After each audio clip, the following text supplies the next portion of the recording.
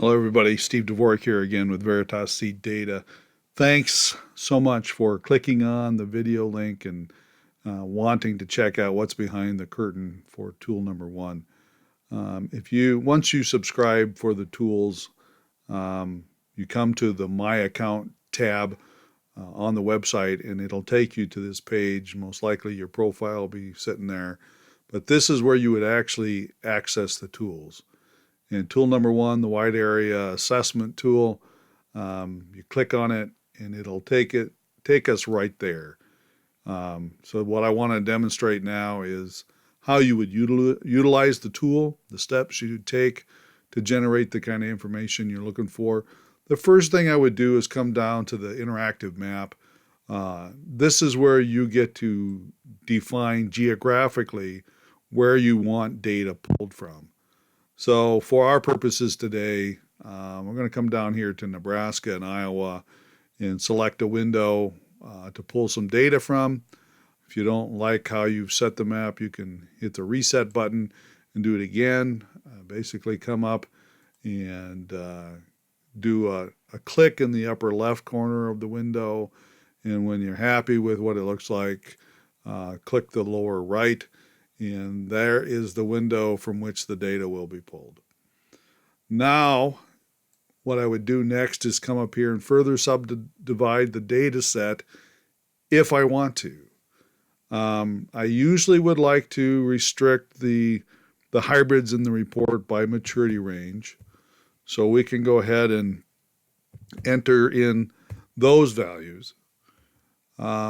Come over here, and you may have good reason, there are certainly good reasons, to look at generating reports from different yield levels. And you can go ahead and enter in a range of yield levels that you're interested in summarizing the data from. We're not going to do that today, but I would certainly encourage you to play around with that feature.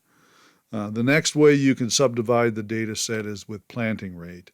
And I would strongly caution you here.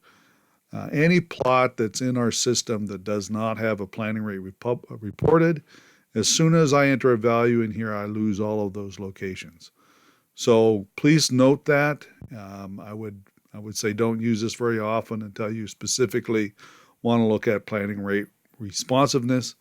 But in most cases, I would suggest you not restrict things with planting rate. So tab on to the year filter. My tab's not working, so I'll just come straight over here. You can select years to remove. Right now, our data set just has 2016 through 2018 data. In a month or so, when we update it with 2019 data, you may decide to exclude 2019 anyway because it was such an odd year, and we are in question whether or not what we learned actually applies to future years. But anyway, you can select one or more years to remove, or just take the whole database as it is. You can also take the whole database as it is when it comes to brands. And if you just leave it at the default, select a brand, and not actually select one, then you'll get everything. All brands, everything the industry has to offer, if there's at least 5 locations of data, will show up in your report. If you want to focus down and only look at the brands that you do business with, that's fine as well. So in this case, we'll come and we'll say we want to look at Golden Harvest and Pioneer. And just click those 2 brands and generate a report from them. You can select certain traits that you want to look at. I rarely do. I want to look at them all. But you can do it there. And then lastly, something I would just get in the habit of doing is coming down here and clicking on this yes button. And what that does is it eliminates any location where a hybrid is earlier than 5 days earlier than the location average.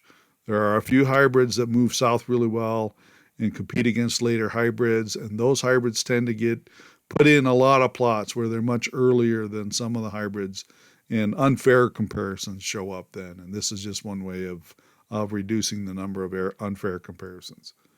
So there you've basically set up your constraints for the data set you want to create. Once you're happy with those, come down here and hit the submit button. It's going to prompt you to name it.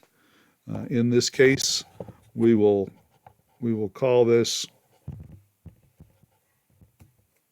demo number 4.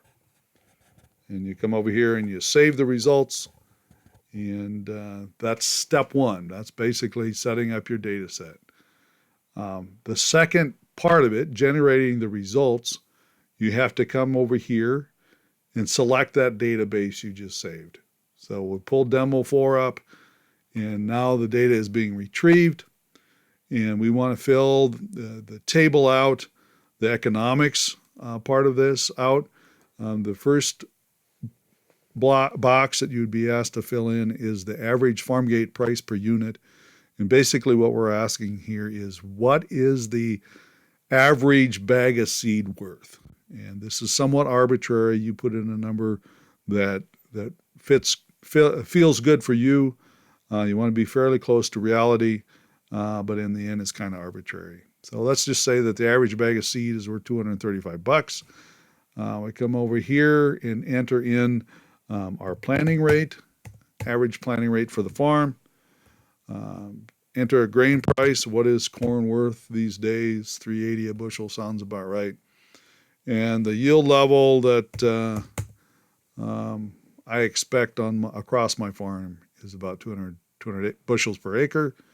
And those are the inputs I need for doing economics.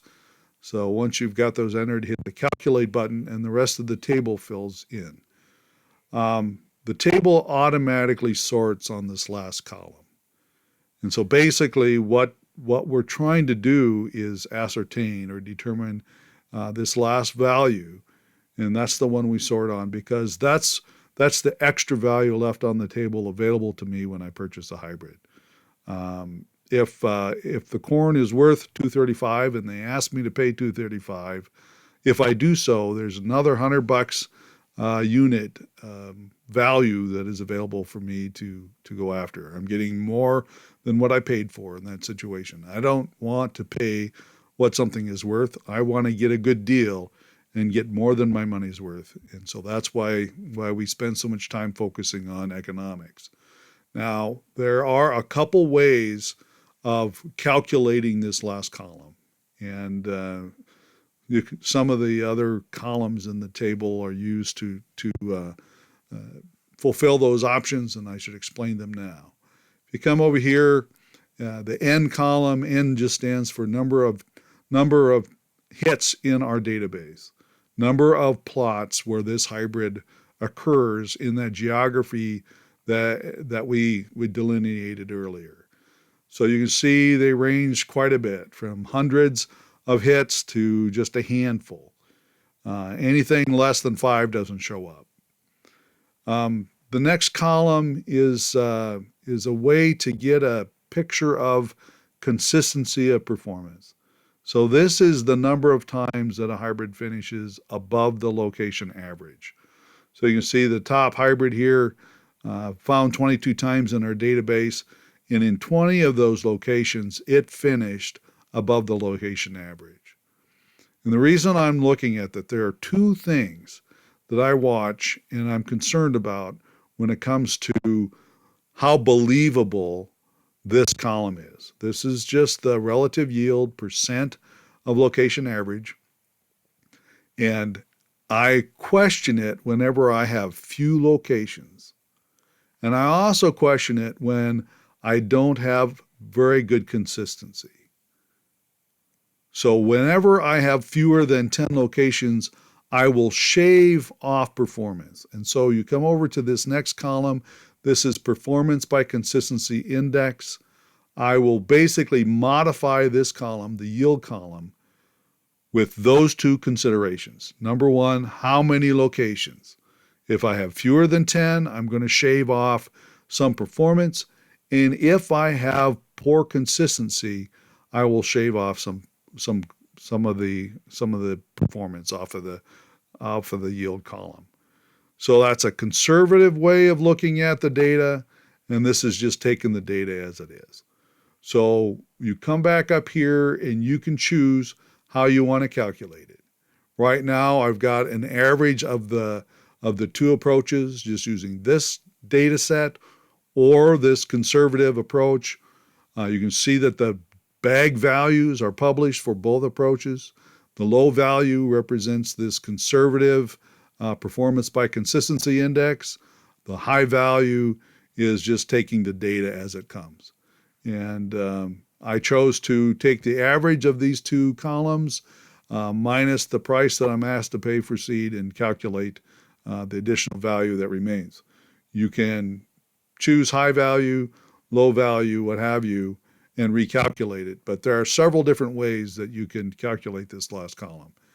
And the last thing I need to point out here on this page is that this price per unit, the default value, the value that you entered in for the average price, what the average bag of seed is worth, fills in this column.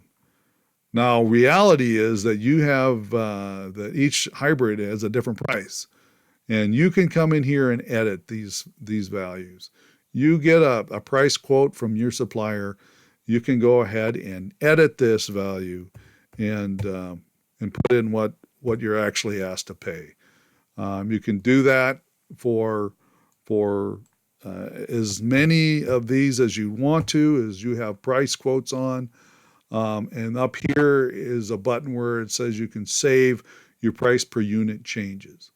So you enter the values once, and then every time you come back in and run another report, those hybrids will show up at the value that you just put in. And if I get a different price quote later on, I can come back in here and I can change it and then save the updated value and go ahead and save them once again. So anyway, that's kind of a nice feature and makes these numbers realistic when you can put in your price quotes. So anyway, this is tool number one. This is the kind of output that it'll generate. It'll sort the top performing hybrids in that data set, and it will allow you to calculate values according to what makes sense to you. Last thing I want to point out is that all of our reports, you can save them. And basically what it does is it creates a CSV file, an Excel file, if you will, and all of that data is saved to an Excel file. And you can further manipulate, sort the data, and keep it for your own records. Most places will generate PDFs, but not Excel files, so you don't take the results away from the site. But we want you to be able to slice and dice and further manipulate the numbers according to what makes sense to you. So if you do that, if you do further analyze and summarize several reports or what have you, we can come in and we can make some of those derivative reports available for you to look at too. So we'll do that mostly with tool number 3, but we've got the option to make some canned reports that are derivatives of this tool in the future. So kind of keep an eye on that one as well. So that's the tool. That's kind of what it looks like. That's what it does. Thanks for checking it out. If you've got any questions, send me an email and I'll clarify them as best I can. So thanks again for your time, and we will show you what the other tools are about in other videos. Thanks again.